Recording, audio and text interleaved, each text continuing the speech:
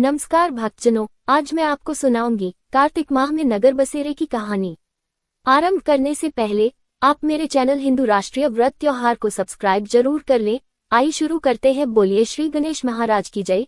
श्री कृष्ण गोविंद हरे मुरारी हे नाथ नारायण वासुदेवा। कार्तिक महाराज जी की जय। कार्तिक माह में नगर बसेरे की कहानी। किसी गाँव में एक भाट व एक जाट रहता था। दोनों में घनिष्ठ मित्रता थी। एक बार जाट अपनी बहन के घर जाने को तैयार हुआ तो भाट अपनी ससुराल जाने को तैयार हुआ। दोनों साथ चल पड़े तो रास्ते में रुककर एक कुएं की मुंडेर पर बैठ गए। जाट ने भाट से कहा कि नगर बसेरा कर लेते हैं। इस पर भाट बोला कि तू ही नगर बसेरा कर ले, मैं तो अपनी ससुराल जा रहा हूँ, वहाँ खूब खातिर होगी मेरी, तू कर ले नगर बसेरा। जाट वही कुएं के पास बैठ पानी की घंटी और चावल का दाना लेकर नगर बसेरा करने लगा। नगर बसेरा करने के साथ जाट कहने लगा कि नगर बसेरा जो करे सो मल धोवे पाँव, ताता माड़ा तापसी देगी मेरी माँ, माँ देगी मावसी, देगी द्वारका का वास, मीठा मीठा गास वृंदावन का वास, 5 कुल्ली छठी रास मेरा जिबड़ो श्री कृष्ण के पास, डालून पानी हो जाएगी, झट से निकल जाए मेरा जी। ये सब कर करा के वह जाट बहन के पास चल पड़ा। जाट की बहन ने भाई के आने पर उसकी खातिर की घी बूरा के साथ भाई को जमाया। दोनों ने बैठकर ढेर सारी बातें की। इधर भाट अपने ससुराल पहुंचा तो वहां आग लगी हुई थी। आग बुझाने वह भी लग गया, जिसमें हाथ मुंह भी काले हो गए और खुद भी थोड़ा झुलस गया। ना रोटी ना पानी के लिए ही किसी ने पूछा। एक पड़ोसन आई तो उसने भाट की सास को कहा कि जमाई आया है, जरा उसकी आवभगत कर लो। बुढ़िया बोली कि सब कुछ तो जल गया है, अब कहाँ से आवभगत करूं।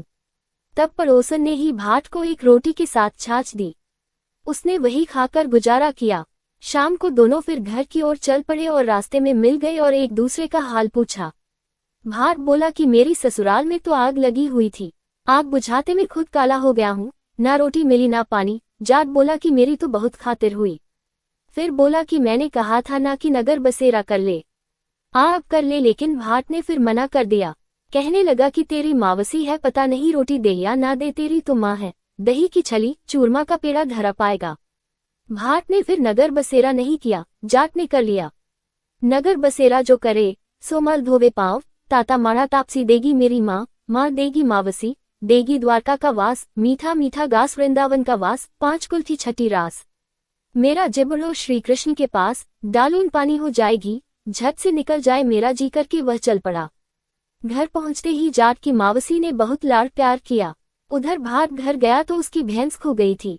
बाप एक लाठी रखे तो दूसरी उठाए और कहने लगा कि ससुराल गया तो आग लगा दी, अब यहाँ आया तो भैंस खो दी।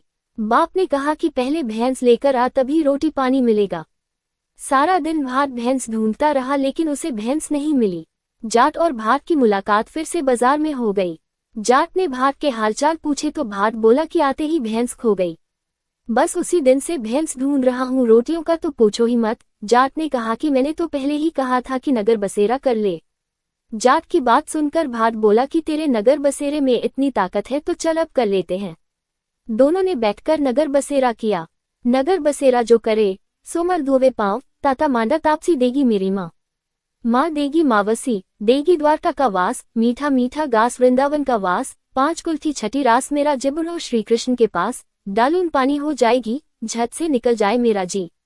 दोनों के नगर बसेरा करने पर भाट जैसे ही आगे बढ़ा तो उसकी खोई भैंस मिल गई, जिसे लेकर घर पहुंचा। घर पहुंचते ही माँ ने कहा कि लड़के को आते ही घर से निकाल दिया, सारे दिन से ये भूखा प्यासा भटक रहा है। ये कहकर उसकी माँ ने उसको खूब खिलाया पिलाया। इस घटना के बाद सारे नगर में ढिंढोरा पिटवाया गया कि कार्तिक में सब कोई अपने पीहर या सासरे आते जाते नगर बसेरा करें। जैसे भाट को नगर बसेरा करने का फल मिला, वैसा ही हर किसी को मिले। कथा संपूर्ण। चैनल को सब्सक्राइब अवश्य कर ले। मिलते हैं अगली कथा के साथ, तब तक के लिए धन्यवाद।